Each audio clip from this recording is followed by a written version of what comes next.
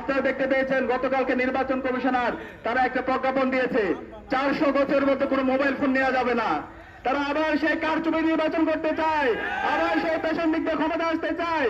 আমরা বলতে চাই তরুণরা বেঁচে থাকতে, জুলাইয়ের প্রজন্ম বেঁচে থাকতে আমরা তা হতে দেব না। এই অগণতান্ত্রিক এবং এই অগণতান্ত্রিক সিদ্ধান্ত দ্রুত সময়ের মধ্যে প্রত্যাহার করতে হবে। তরুণরা 4 কোটি তরুণ ভোটার আছে, তারা ইতিমধ্যে ইনসাফের পক্ষে অবস্থান নিয়েছে।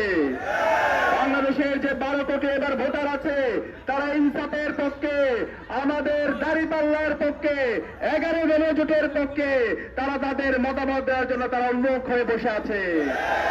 সেই মতামতকে, সেই জোয়ারকে ইতিমধ্যে একটা শক্তি তারা ভয় পেয়ে গেছে, তারা বিভিন্ন ধরনের মেকানিজম করছে। সুতরাং আমি তরুণদেরকে আহ্বান করবো, আপনারা কি মাঠে থাকবেন? আমাদেরকে মাঠে থাকতে হবে। আমাদের এই ঢাকা 17 আসনের নেতা খালেদুজ্জামান ভাই, খালেদুজ্জামান ভাইয়ের হাতে আপনাদের জীবনের নিরাপত্তা থাকবে ইনশাআল্লাহ। খালেদুজ্জামান ভাইয়ের হাতে আপনাদের সম্পত্তির নিরাপত্তা থাকবে ইনশাআল্লাহ। খালেদুজ্জামান ভাইয়ের হাতে আমার মা বোনদের ইজ্জতের নিরাপত্তা থাকবে ইনশাআল্লাহ। আপনারা এমন কাউকে নেতা বানাবেন না যে আপনাদের রেখে চলে যাবে। আপনারা এমন কাউকে নেতা বানাবেন যিনি সবসময় জনতার কাতারে থাকবে। আমাদের খালেদুজ্জামান কি আপনাদের জনতার কাতারে ছিল? বস্তিবাসীর সাথে ছিল? আমাদের নেতা ডক্টর শফিকুর রহমান কি জনতার কাতারে ছিল? গত 16 বছর তিনি জনতার কাতারে ছিল।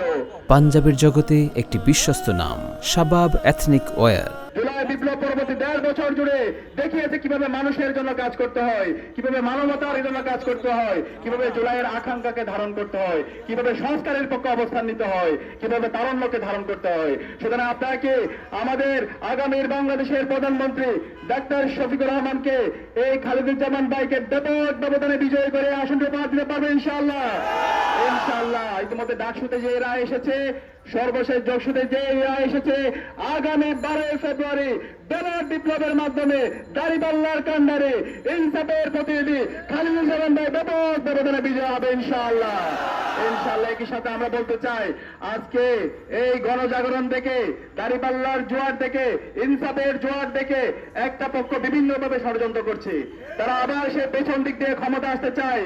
আপনারা দেখতে পেয়েছেন গতকালকে নির্বাচন কমিশনার তারা একটা প্রজ্ঞাপন দিয়েছে 400 গজের মধ্যে কোনো মোবাইল ফোন নেওয়া যাবে না।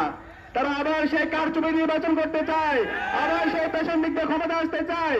আমরা বলতে চাই তরুণরা বেঁচে থাকতে, জুলাইয়ের প্রজন্ম বেঁচে থাকতে আমরা তা হতে দেব না।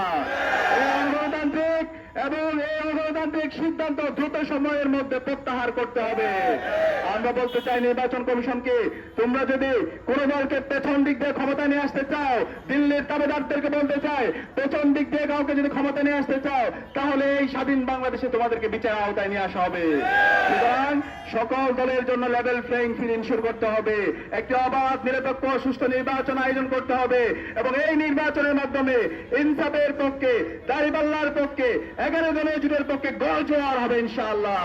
আগামী যে বাংলাদেশ হবে সে বাংলাদেশ হবে ইনসাফের বাংলাদেশ।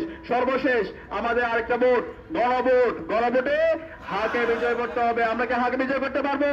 এ হা মানে হলো ইনসাফ, এ হা মানে হলো আজাদি, এ হা মানে হলো শহীদ উসমান হাদি হত্যার বিচার।